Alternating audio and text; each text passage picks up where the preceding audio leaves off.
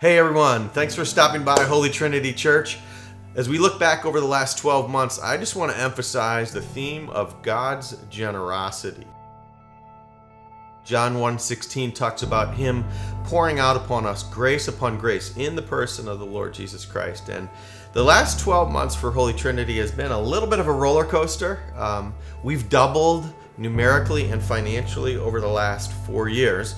And so as we came into October, November of last year, we started to realize that our income had been growing over the years, but our cash reserve was not. So to be perfectly frank, it looked like we were going to run out of money. So we asked a couple of questions. One is, what does God want us to learn? And two, what does God want us to do? We asked that question because a lot of the times in the New Testament, the church didn't have a lot of money, didn't have a lot of resources. And God was saying something to the people about their dependence upon Him. And so we took it as a season to go to the Lord in prayer. One of the congregations committed to 100 days of prayer, and we prayed for ourselves that God would renew us spiritually, for the church that the Lord would renew the church, but also for our city that His Spirit would be moving throughout our neighborhoods. And what happened in March and April and also in May actually was absolutely astounding.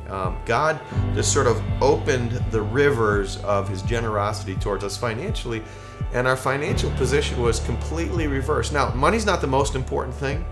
Jesus, His mission, what He's accomplishing in the world, His Holy Spirit, His Word, those are the really important things, but money can sometimes call us to dependence upon Him.